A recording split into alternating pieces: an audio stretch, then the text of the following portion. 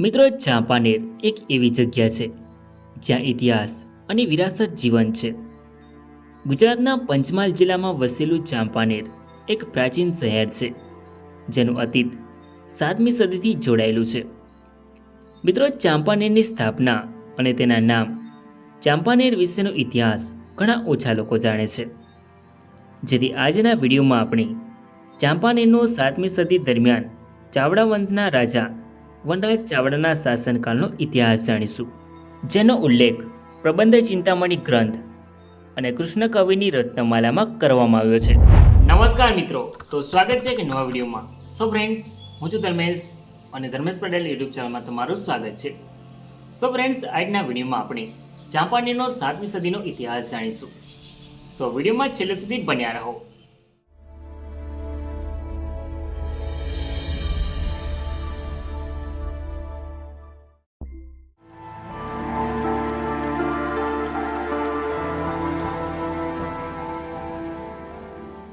સાતમી સદી દરમિયાન ઉત્તર ગુજરાતમાં પંચાસર રાજ્યમાં રાજા જયશિખરી શાસન કરતા હતા.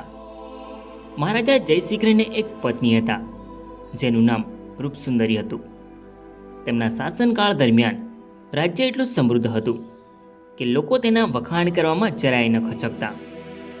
મહારાજા જયશિખરીના શાસનકાળ દરમિયાન પંચાસર રાજ્યના લોકો હર્ષ અને ઉલ્લાસથી આનંદમાં રહેતા હતા.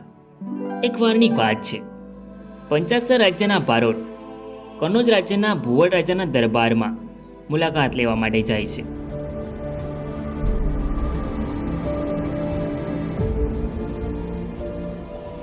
ત્યારબાદ તેઓ પોતાના રાજ્યના ખૂબ વખાણ કર્યા, જેથી ભુવડ રાજા પંચાસર રાજ્યની મુલાકાત લેવા માટે આવે છે. તેમને પંચાસર રાજ્યની સુંદરતા અને સમૃદ્ધિ ખૂબ ગમી, જેથી તેમના મનમાં એક વિચાર આવ્યો કે આ પ્રદેશ પર મારે શાસન કરવું છે. પરંતુ રાજ્ય પર શાસન કરવા માટે પહેલાં તેને આ રાજ્ય પર કબજો મેળવવો પડે. ત્યારબાદ રાજા ભુવડે તેમના સેનાપતિ મીરપાળને પંચાસર રાજ્ય પર આક્રમણ કરવાનો આદેશ આપ્યો, જેથી સેનાપતિ મીરપાળ તેમની સેનાને આક્રમણ કરવા માટે તૈયાર કરે છે.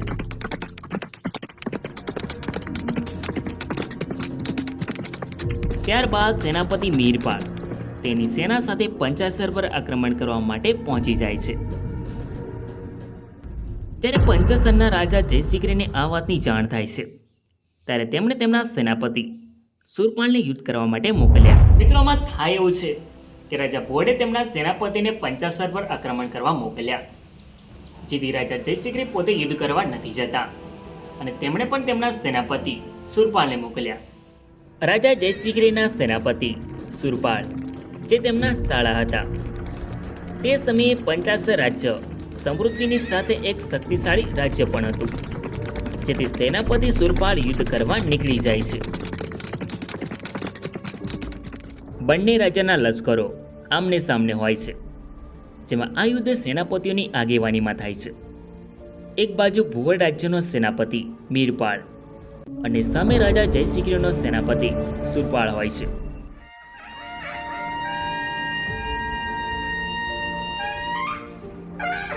યુદ્ધની લલકારની સાથે બંને રાજ્યના સૈન્યમાં જોરદાર યુદ્ધ થાય છે.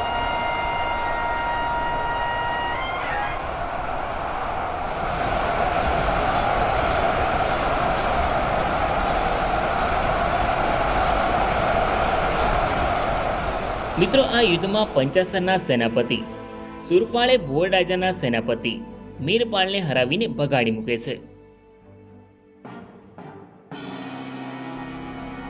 જ્યારે આ સમાચાર ભુવડ રાજાને મળે છે કે પંચાસરના સેનાપતિએ સેનાપતિ મીરપાળને હરાવીને ભગાડી મૂક્યા છે, તે જાણી રાજા ભુવડ ખૂબ જ ક્રોધિત થાય છે. જેથી રાજા ભુવડ પોતે યુદ્ધ કરવા માટે તૈયાર થાય છે. રાજા ભુવડે ખૂબ મોટું લશ્કર તૈયાર કર્યું અને પંચાસર જવા નીકળી જાય છે. જ્યારે આ સમાચાર પંચાસરના રાજા જયશિખરીને મળે છે, જેથી આ વખતે સેનાપતિની સાથે પોતે પણ યુદ્ધ કરવા માટે તૈયાર થયા અને યુદ્ધ મેદાનમાં ગયા.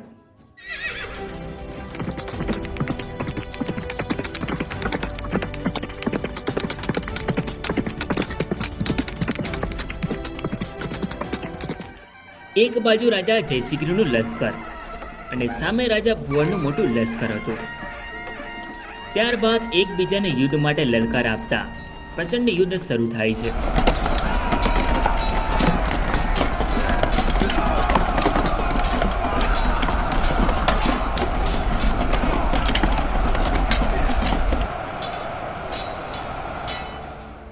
બંને તરફથી ખતરનાક ટક્કર થઈ રહી હતી.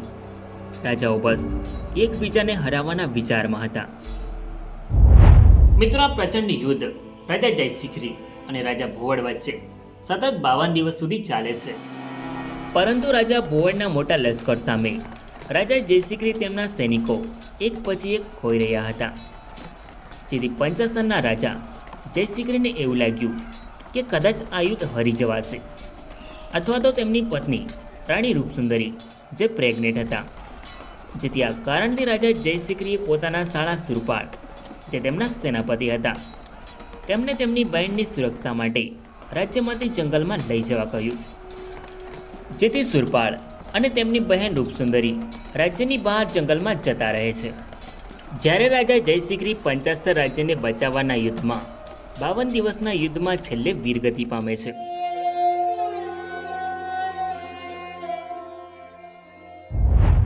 જેથી પંચાસર રાજ્યમાં રાજા ભુવડે કબજો કરી લીધો અને પંચાસરમાં તેમનું શાસન શરૂ કર્યું. જ્યારે રાજા જયશિખરીના શાળા સુરપાળ અને તેમની રાણી રૂપસુંદરી રાજ્યની બહાર સુરક્ષિત જગ્યા પર જતા રહ્યા હતા, ત્યાં જંગલની અંદર તેમણે એક બાળકને જન્મ આપ્યો. મિત્રો, આ બાળક વનમાં જન્મ્યું હતું અને તે રાજપરિવારનું બાળક હતું, જેથી તેનું નામ વનરાજ રાખવામાં આવ્યું. જી હા મિત્રો, આ એ જ વનરાજ ચાવડા, જેથી ચાવડા વંશની શરૂઆત થાય છે. જ્યારે રાણી રૂપસુંદરી અને તેના ભાઈ સુરપાળ જંગલમાં વનવાસીઓની સાથે રહેતા હતા, વનરાજ ચાવડા હવે ધીરે ધીરે મોટો થઈ રહ્યો હતો.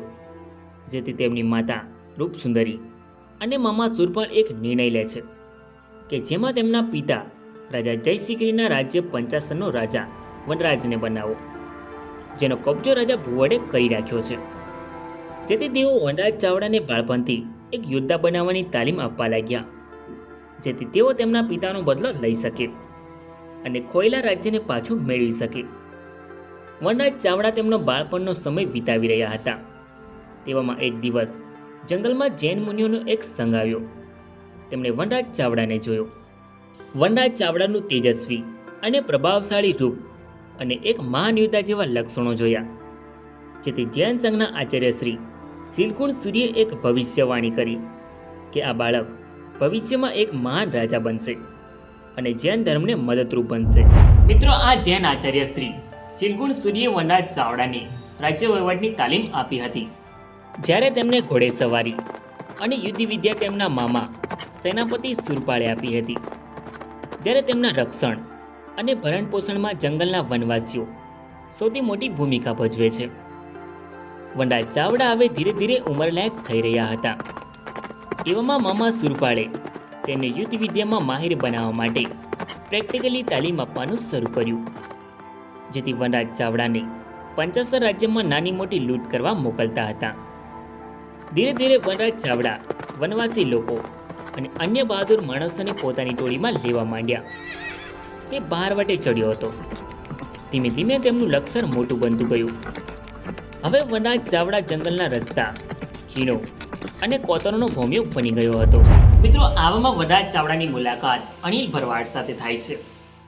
અણહિલ ભરવાડ એક તાકાતવાર યોદ્ધા હતો, જેથી મામા સુરપાળે તેમની સાથે હરીફાઈ કરાવી, જેમાં અણહિલ ભરવાડ તેમનાથી વધારે તાકાતવાર સાબિત થાય છે. જેથી વનરાજ ચાવડાએ અણહિલ ભરવાડને પોતાનો ખાસ મિત્ર બનાવ્યો. એકવાર એવું બન્યું કે વનરાજ ચાવડા, તેનો મામો અને મિત્ર અણહિલ ભરવાડ ત્રણેય શિકારની વાટ જોતા ઊભા હતા. તેવામાં એક વાણિયો આવે છે, જે ઘીનો વેપારી હતો, જેથી તેને રોક્યો. પરંતુ આ વાણિયો ખૂબ જ હોશિયાર અને તીરંદાજમાં માહિર હતો. ત્યારબાદ ત્રણેય વાણિયા પાસે જે કંઈ હોય તે આપી દેવા કહ્યું. પરંતુ વાણીએ હોશિયારી કરી, જેમાં તેની પાસે 5 તીર હતા, જેમાંથી 2 તીર ભાંગી નાખ્યા અને 1 તીર કામટાની પણજ પર ચડાવે છે. આ જોઈ પહેલાં ત્રણેય થોડી વાર તો આશ્ચર્યચકિત થઈ ગયા. જેથી સુરપાળે પૂછ્યું આ 2 તીર ભાંગી કેમ નાખ્યા? જ્યારે વાણિયાએ તેનો ઉત્તર આપતા જણાવ્યું કે આ 3 તીર તમારા માટે પૂરતા છે. ત્યારબાદ સુરપાલે તેનું નામ પૂછ્યું.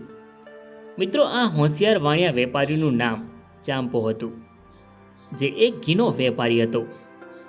જેથી તેણે જણાવ્યું કે રાજા જયશ્રીકૃષ્ણના શાસન દરમિયાન આ વિસ્તારમાં કોઈ લૂંટારા ન હતા, પરંતુ હવે આ વિસ્તારમાં ઘણા લૂંટારા થઈ ગયા છે. જેથી પોતાની રક્ષા માટે તીરંદાજ પણ શીખી રાખ્યું છે, કારણ કે આવી લડાઈ તો મારા માટે રોજની થઈ ગઈ છે. ત્યારબાદ સુરપાલે ચાંપા વાણિયાને કહ્યું કે હું છું રાજા જયશ્રીકૃષ્ણનો સેનાપતિ, અને આ છે વનરાજ, જે જયશ્રીકૃષ્ણનો એકનો એક કુંવર છે. ત્યારબાદ સુરપાલે ચાંપા વાણિયાને બધી જ હકીકત કહી. આ સાંભળતા જ ચાંપો ચોંકી ઉઠ્યો અને ત્રણેયને ભેટી પડ્યો. ત્યારબાદ ચાંપો વાણિયો વનરાજ ચાવડાનો મિત્ર બનીને રાજ્ય પાછું મેળવવા વનરાજને મદદ કરવાનું વચન આપ્યું. મિત્રો, ચાંપો વીર તો હતો જ, સાથે ધનવાન પણ હતો. જેથી ચાંપા વાણિયાની મદદ મળતા જ વનરાજ ચાવડા અને તેમના મામાએ મોટું લશ્કર તૈયાર કર્યું. ત્યારબાદ પંચસ્તર રાજ્યમાં શાસન કરતા તેમના પિતાના હત્યારા રાજા ભુવડ સામે યુદ્ધ કર્યું.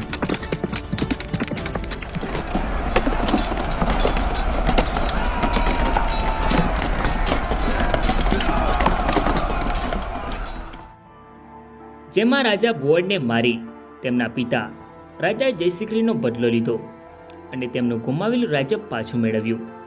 જેમાં ઉત્તર ગુજરાતથી મધ્ય ગુજરાત અને મધ્યપ્રદેશના માળવા સુધીનો વિસ્તાર તેમના શાસનમાં આવ્યો. મિત્રો, વનરાજ ચાવડાએ 50 વર્ષની ઉંમરે તેમનું રાજ્ય પાછું મેળવ્યું હતું. ત્યારબાદ વનરાજ ચાવડાએ પાટણમાં પોતાની રાજધાની બનાવી, જે તેમના મિત્ર અણહિલ ભરવાડના નામે અણહિલપુર પાટણ વસાવ્યું. જ્યારે તેમના બીજા મિત્ર ચાંપા વાણિયાના નામે ચાંપાને નગર વસાવ્યું. મિત્રો, આ ચાંપા વાણિયાએ મુશ્કેલીના સમયમાં વનરાજ ચાવડાને મહત્વની મદદ કરી હતી. ત્યારબાદ વનરાજ ચાવડાએ ચાંપા વાણિયાને તેમના રાજ્ય પંચાસરના મહામંત્રી બનાવ્યા હતા. મિત્રો, વનરાજ ચાવડાએ પોતાના કપરા દિવસોમાં મદદ કરનારા દરેકને તેણે યાદ રાખ્યા હતા. જેથી આ ઉપકારના બદલામાં ચાંપા વાણિયાના નામે ચાંપાને નગર વસાવ્યું. જી હા મિત્રો, આ એ જ ચાંપાનેર જે આજે યુનેસ્કોની વર્લ્ડ હેરિટેજ સાઇટ તરીકે ગુજરાતના પંચમહાલ જિલ્લામાં આવેલ ચાંપાનેર પાવાગઢ, જે ઐતિહાસિક મહત્વ અને સ્થાપત્ય કૌશલ્યના પુરાવા તરીકે ઊભું છે. મિત્રો, આ તો ચાંપાનેર પાવાગઢના ઇતિહાસનો પાર્ટ 1, જેમાં આપણે ચાવડા વંશનો ઇતિહાસ જાણ્યો. હવે આપણે નેક્સ્ટ પાર્ટમાં ચાંપાનેર પાવાગઢમાં ખીચી ચૌહાણ રાજવંશના આગમનનો ઇતિહાસ જાણીશું. જેથી આવા ઐતિહાસિક વિડીયોને મિસ ના કરો તે માટે ચેનલને સબસ્ક્રાઈબ જરૂર કરો. તો મિત્રો, આઈ હોપ કે તમને આ વિડીયો ગમ્યો હશે. સો વિડીયોને લાઈક કરીને કમેન્ટમાં તમારો અભિપ્રાય જરૂર લખો. તો મળીએ નેક્સ્ટ વિડીયોમાં. ધન્યવાદ.